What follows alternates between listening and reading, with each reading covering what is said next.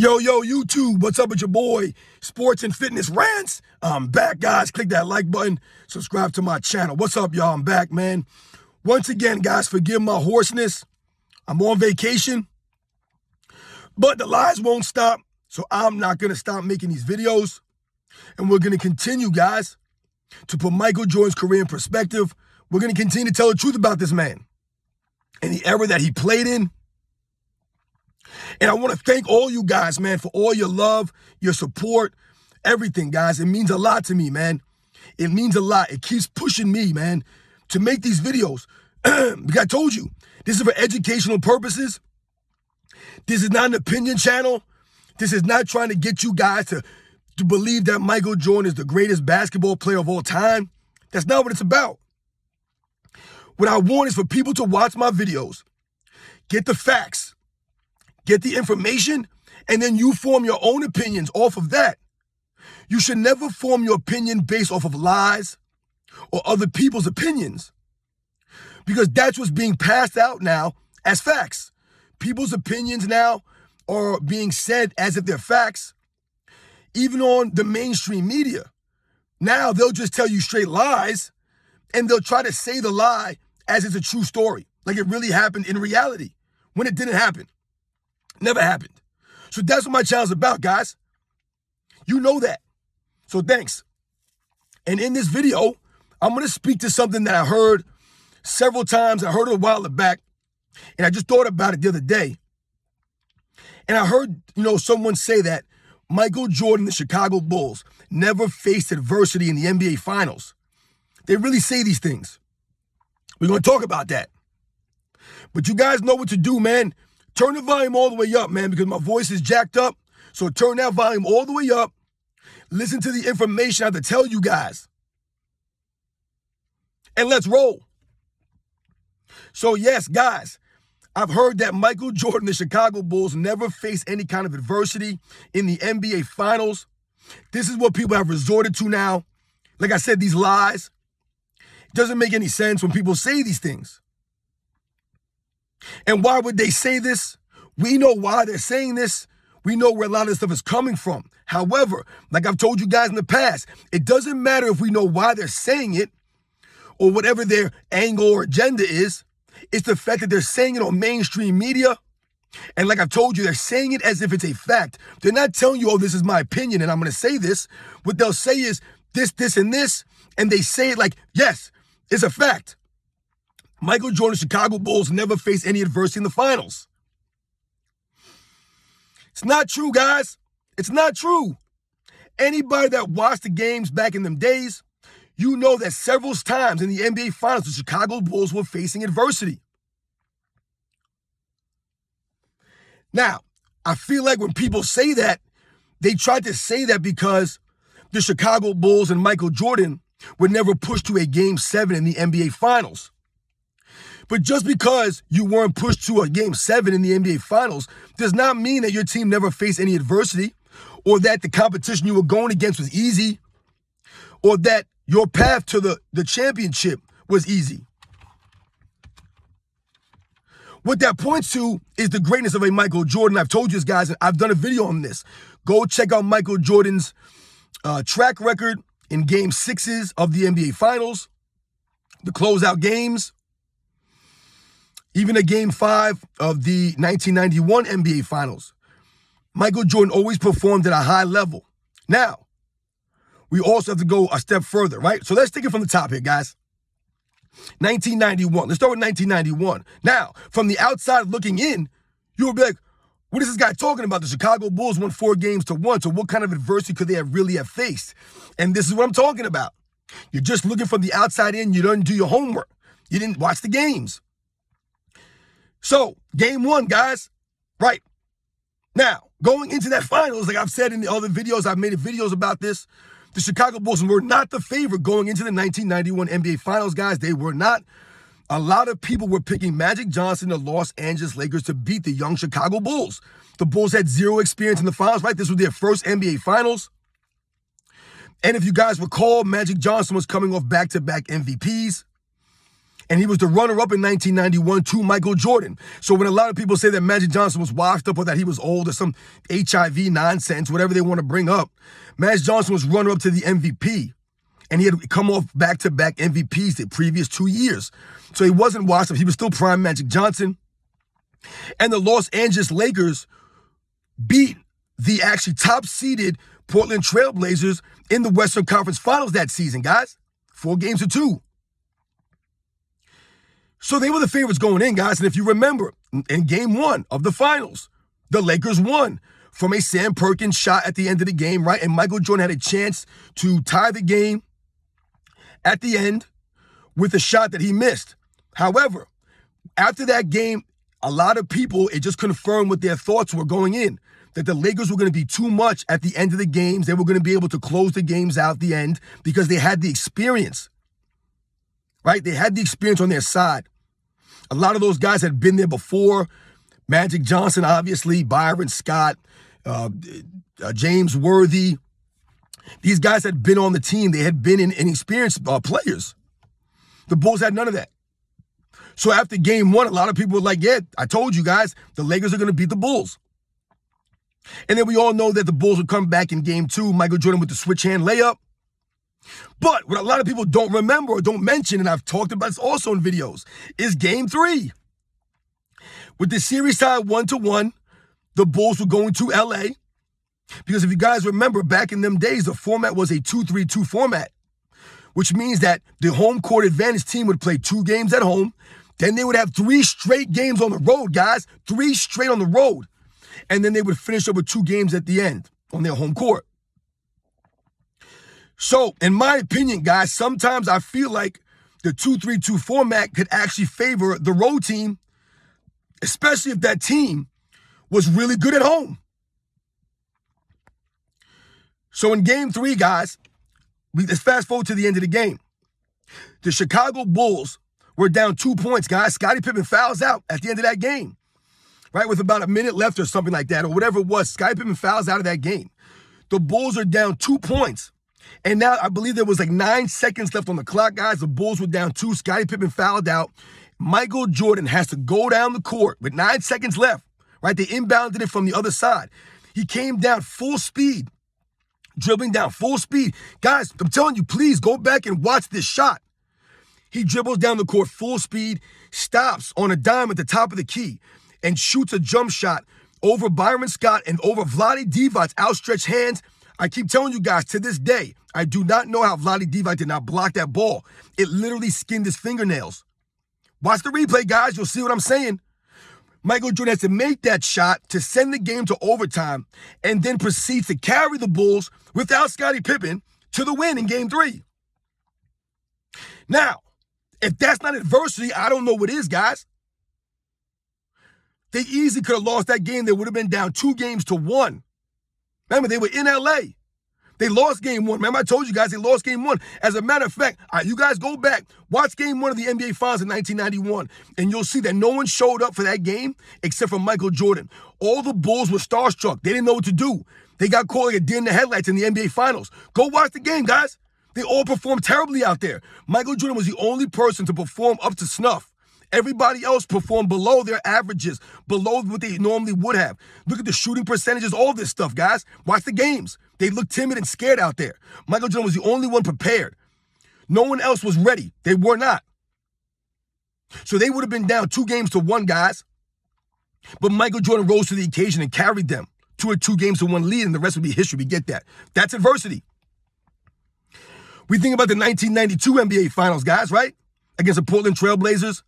Clyde Drexler, Michael Jordan, stiff competition, another runner-up to the MVP that season, right? So there's 2 years in a row, Michael Jordan's facing the runner-up to the MVP. And when we think about that series, once again, people believe, because it didn't go to 7 games, that there was no adversity there, or it wasn't a tough series. So if you guys remember, the first 4 games went back and forth. Nobody won 2 in a row. Game 1, the Bulls won, right? Michael Jordan hit the barrage of threes, right? They just crushed Portland in that first game, right? Portland had to adjust their strategy. They couldn't just sit back on Jordan anymore. Then the Trailblazers won game 2. Then the Bulls won game 3. Then the Trailblazers won game 4. So it was a back and forth contested series, guys. And then what happened in game 5?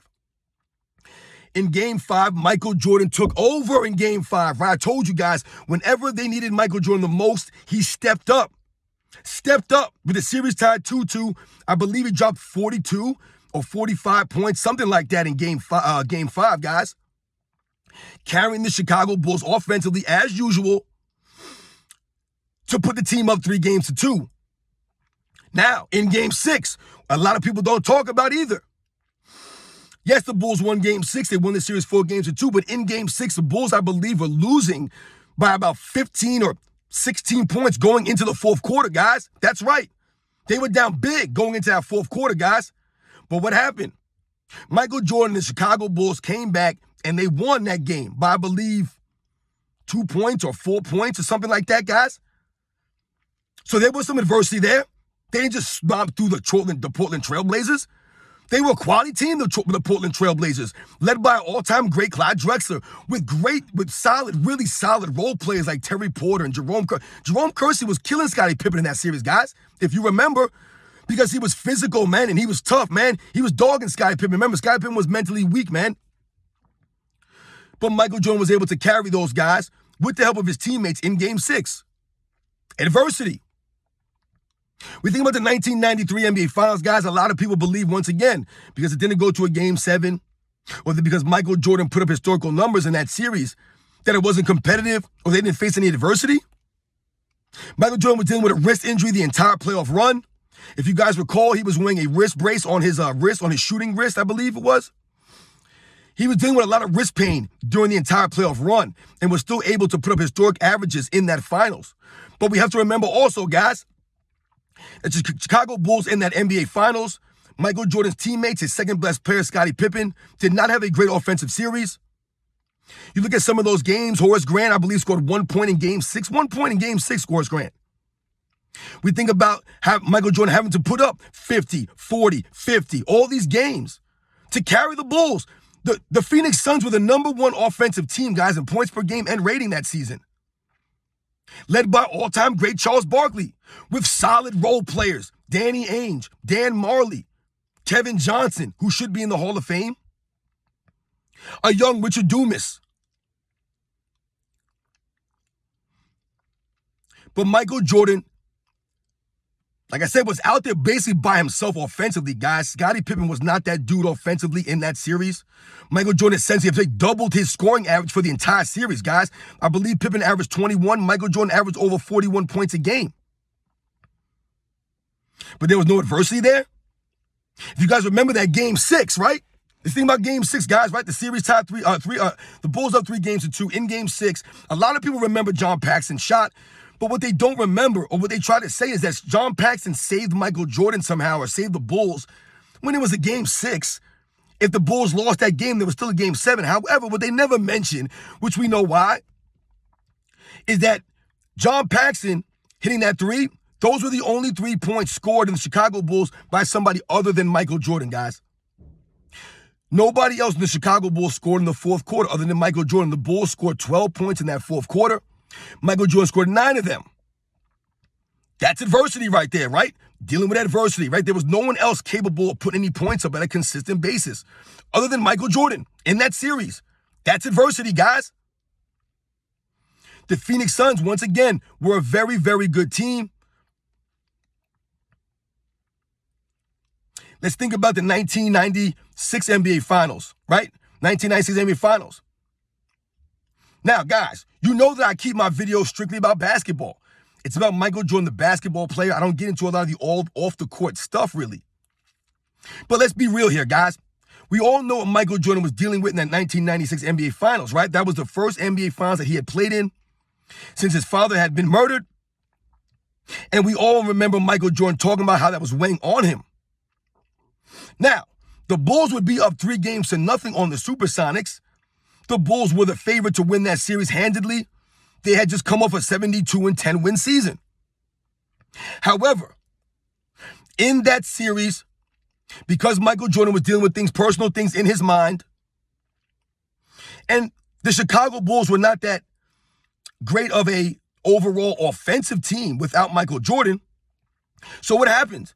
Michael Jordan was struggling offensively in that series. The Seattle Supersonics were an excellent perimeter defensive team with guys like Gary Payton, obviously, but also guys like Hersey Hawkins and Nate McMillan.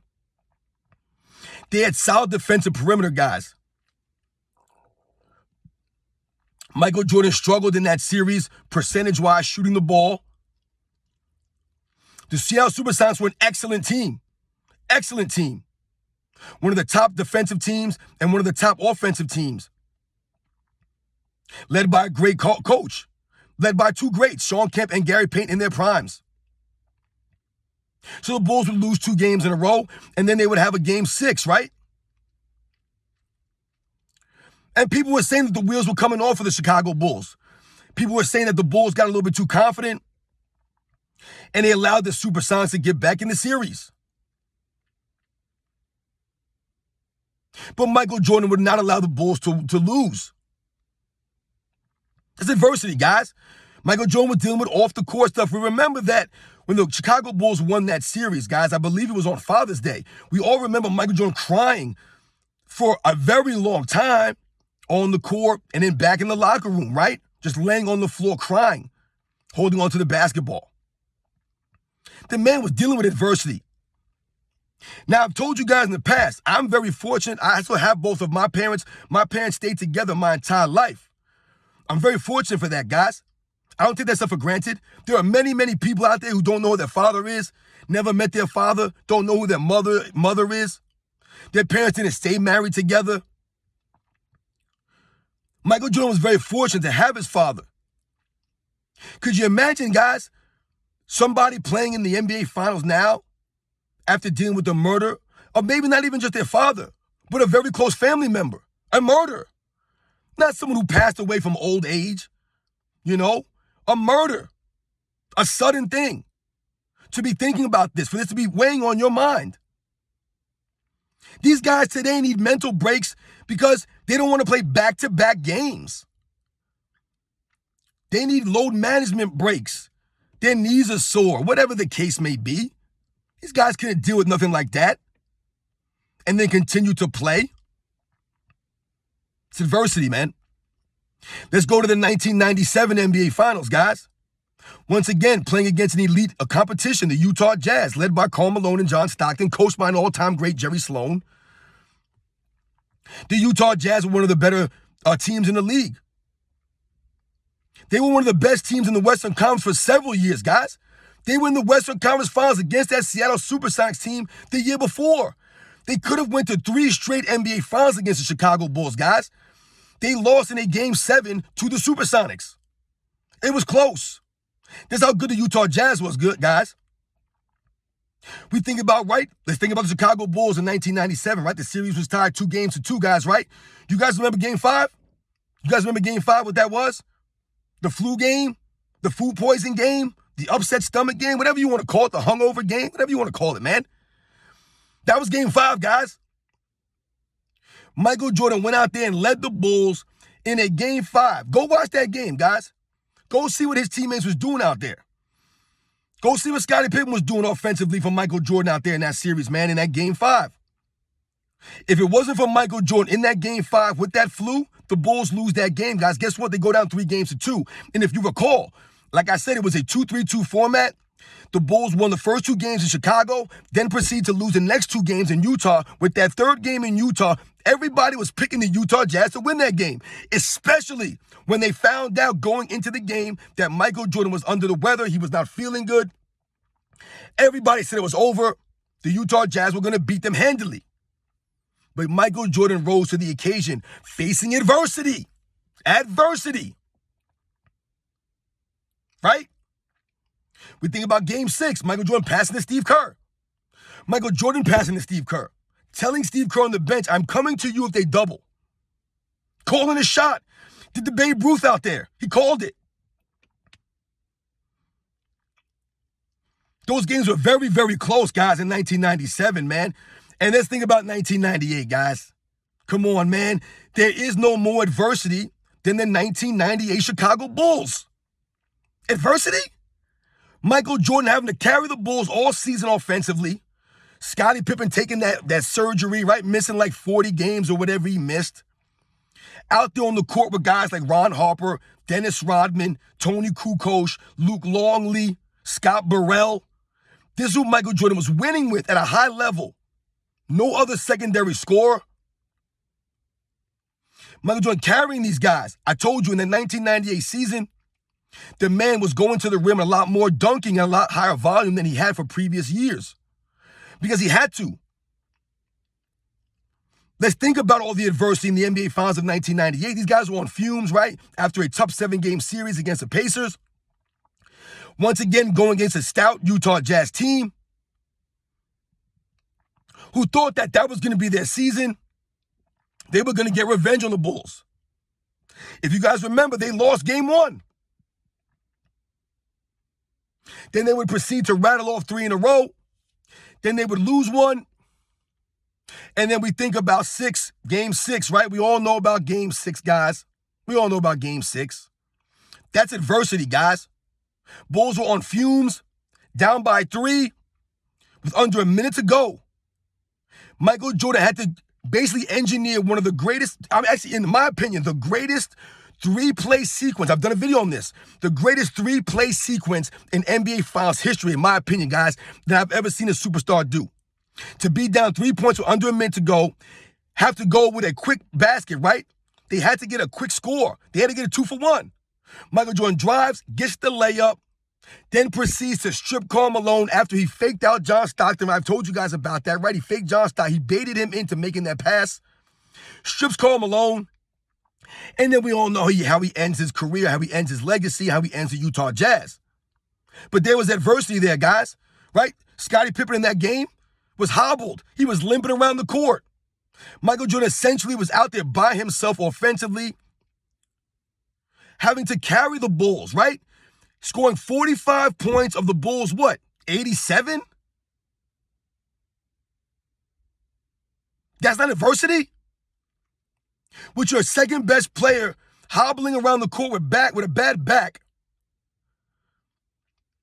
You're out there basically by yourself offensively, scoring more than half of your team's points. It's absurd, guys. Also having to do the 3 plays at the end of the game. Never seen anybody do that before, guys. Making the game winner.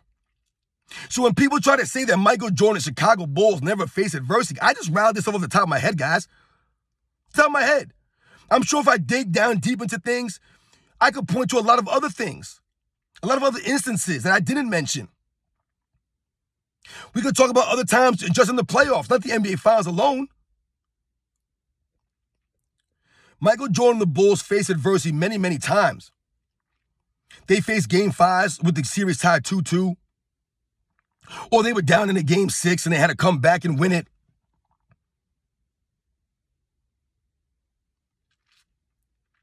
You guys know the deal, man.